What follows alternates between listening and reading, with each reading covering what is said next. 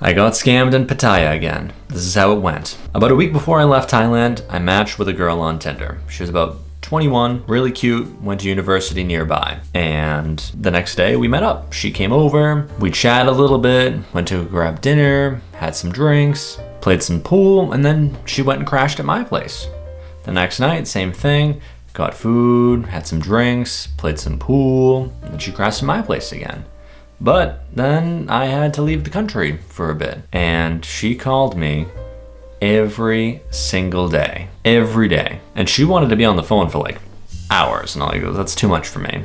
So like I kept it short to like 20 or 30 minutes, which I think she wasn't happy about, but whatever. I'm not a big long distance relationship kind of guy. I knew that probably this wasn't gonna end up going anywhere, but for the sake of it, she was cute. She was cool, she was fun to hang out with. Now the big problem here is that she liked to drink a lot. Every single night she was drinking, but she would still call me every single day. Eventually her sister came to live with her. She'd go and drink every night, and then after she would drink, she would go back to her house and she would drink some more, and just every single night drinking and drinking and drinking. And she made it seem like her family was pretty well off. Like they had a really nice car.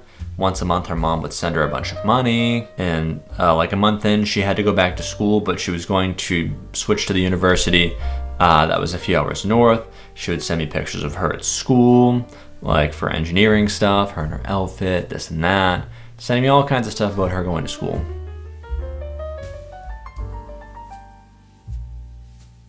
And eventually the time came for me to return to Thailand about 6 months later. Literally 6 months of video calling every single day, for the most part. And I progressively try to keep it short, but every day, I miss you, I love you, this and that. So I wanted to keep it a surprise that I was coming back to Thailand and kind of surprise her. So the day came, I arrived in Pattaya, and I tried texting her like, hey, what are you doing? Which she normally would tell me and like, just like show me where she's at.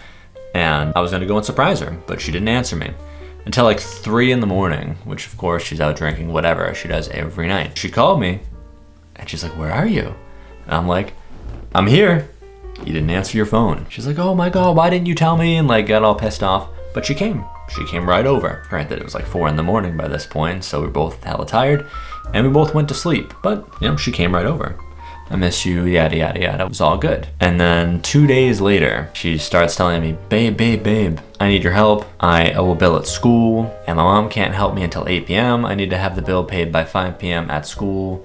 Can you please just lend me 3,000 baht, which is about $90 US, a little under, and I'll pay you right back. Now this isn't where it gets weird, right? Which I thought of it as, you know, it's been 6 months of her calling me every day. She never asked me to send her money over the phone. She never once asked me for money, never once asked me to send her money, which I never would have anyways. And I'm not one to loan money, but I was like, you know what? I've talked to this girl for 6 months now. Would she really throw it away over 3,000 baht? I thought of it as, you know, 3,000 baht's a good judge of character. Like, I think that's fair. It's not too much money. If it was anything more than that, I would have just told her to piss off. And she reassured me again. She was like, do you want to come with me? It was like, the school's about 45 minutes away. We'll be back in the center of town in like 2 hours. I was like, no, whatever. So I gave her the money. And I thought, you know, if she pays me back, great. If she just blocks my number over 3,000 baht, whatever. No more wasting time with her, or, you know, not that much money. So she skedaddles off, she hops on a motorbike taxi, and she keeps updating me on where she's at. She's like, I'm almost at the school, I'm at the school. She sends me pictures of her at the school. But now all of a sudden, she sent me pictures of her in class. She was supposed to be back by 5 p.m. At like 6:30, she sent me a picture of her in class. You didn't have class today. And also, you can even see in the picture, it was a picture of like the whiteboard at school, and it had like the date and time on it from like a smart board. And it was literally from like 2 months prior. I was like, obviously she sent me a fake picture or like an old picture. So I know right off the bat, she's lying to me now. And then she doesn't answer me for 2 hours. And then she sends me a picture of her at the bar around the corner at Tree Town. And she's like, you can come get it if you want. And I was like, I'm too tired, whatever. But you said you'd bring it right over, you didn't. And then another hour goes by and I'm just pissed off. And I said to her, I'm just gonna come meet you and you can give me the money. And she's like, nope, not there anymore. I'm at another bar. All right, fuck you, I'm going to bed. I thought that would be the end of it, right? Wouldn't you? Giving me the ring around, but it wasn't. So she messaged me again the next day, was being really quiet. Then she ghosts me for a couple of days, doesn't talk to me. Out of the blue, 3 days later, she calls me. What are you doing right now? Where are you? I'm like, I'm in my room. What are you doing? I want you to come have dinner with me and my family in 30 minutes. No. Like, fuck you, right? Like, you owe me money and then you just vanish. She's like, you better be there. And I was like, no, I haven't even showered yet today. Like, I wouldn't even be able to get ready in time. So obviously I didn't make it. She keeps calling me over and over and over again. What are you doing? Where are you? I'm done with this. Didn't answer. And then I didn't hear from her again. She stopped answering me. So really started to think, what was this dinner with her family? What was gonna happen there? Obviously she wasn't gonna give me the money. But at the same time, Thai women have no consideration of time whatsoever. Like, they will dick you around with your time with no hesitation. What was going to happen at this dinner? Was she gonna try and scam me out of more money? Try and have like her friends rob me? Maybe, I don't know. Slim chance it was actually just a dinner with family. And she wasn't a bar girl at all. And here's another kicker. I found out like a week after this that she made a Thai friendly account the week that I left Thailand. It's like, And it wasn't like a freelance account or whatever, it was to generally meet people. But of course, the week that I left Thailand. But it was probably just to scam more people out of money. Yeah, she didn't work at a bar, she wasn't a freelancer. She was in school and is back in school now, somewhere in northern Thailand. But you can never trust the women in Pattaya. Even the ones who aren't bar girls, the bar girls and the go-go girls and the freelancers are like out of the question for trustworthiness, right?